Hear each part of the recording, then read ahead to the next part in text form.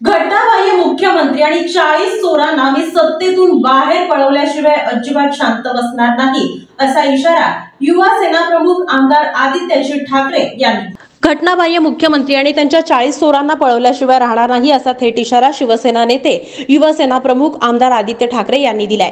जे राज्य लुटायला निघालेत, राज्यातून सर्व उद्योग गुजरातला नेत आहेत, त्यांच्यासोबत समझोता कधीच होणार नाही, असंही त्यांनी स्पष्ट केलंय। मुंबईत आयोजित केलेल्या कार्यक्रमात आदित्य ठाकरे यांनी मिंधे सरकार आणि भारतीय जनता पक्षावर जोरदार हल्ला चढवलाय।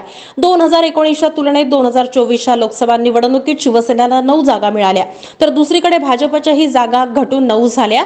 या निवडणूक निकालावर यावेळी आदित्य ठाकरे यांनी भाष्य केलंय। Electoral bond ED, IT, CBI, निवडणूक आयोग भारतीय जनता पक्षाच्या बाजूने असतानाही हा देश कुणाच्या डोक्यात मस्ती जाऊ देत नाही, हे देशातल्या जनतेनं दाखवून दिलंय, असं आदित्य साहेब ठाकरे म्हणालेत। भाजपला जनतेनं 330 वरून 240 वर आणलं आणि काही ठिकाणी गडबड झाली नसती तर इंडिया आघाडीचं सरकार सत्तेवर आलं असतं, असा दावाही आदित्य ठाकरे यांनी बोलताना केलाय।